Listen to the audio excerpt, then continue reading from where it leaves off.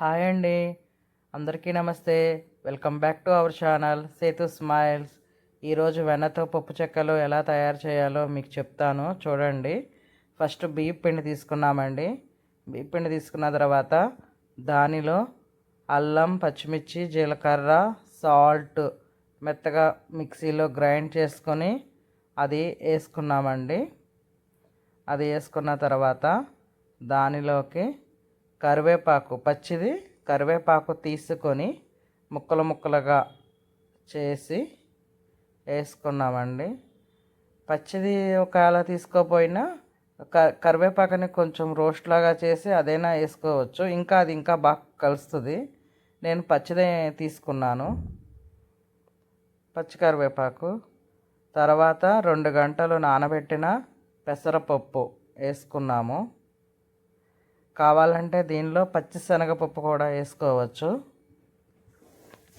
నేను పెసరపప్పు తీసుకున్నాను. తర్వాత దీనిలోకి వెన్న వేసుకున్నానండి. ఇదే మెయిన్. పప్పు చెక్కలు చేసామంటే వెన్నతో చేస్తేనే చాలా టేస్ట్గా ఉంటుందండి. వెన్న లేని వాళ్ళు కాచిన వేడివేడిగా నూనె కాచి అది కూడా పోస్తారు, అలా పోసిన గుల్లొస్తుంది. కానీ వెన్నతో చేస్తేనే ఆ టేస్ట్ బాగుంటుంది. తర్వాత ఇవన్నీ మిక్సింగ్ కలుపుకోవాలి, మొత్తం అన్నీ కలిసేటట్టు. ఆల్రెడీ సాల్ట్ నేను పచ్చిమిర్చి, అల్లం ఆ పేస్ట్లో వేసాను కదా, అందుకే ఇంకా దీనిలో వేయలేదు సాల్ట్. ఇది చన్నీళ్ళు పోసుకొని మెత్తగా చపాతీ పిండిలాగా ఇంకా కలిపేసుకోవడమేనండి. చూసారా, ఇలా ఉండలాగా చేస్తే ఇలా వస్తే కనుక అది వెన్న సరిపోయినట్టు.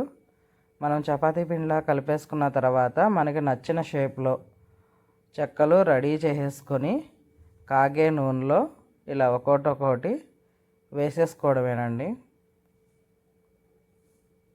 ఇలా వేయగానే పైకి తేలుతున్నాయి కదా, పొంగుతున్నాయి కదా, అంటే మనకి అవి గుల్లగా వస్తాయి అన్నమాట, క్రిస్పీగా.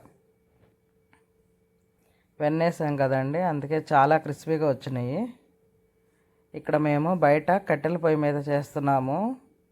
హ్యాపీగా కట్టెల పొయ్యి మీద అయితే చక్కగా కూర్చుని చేసుకోవచ్చు కదా.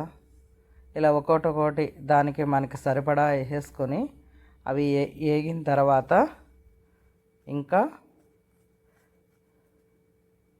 తీసేసుకోవడమేనండి. ఇంతేనండి, చాలా ఈజీ అండ్ టేస్టీ పప్పు చెక్కలు రెడీ.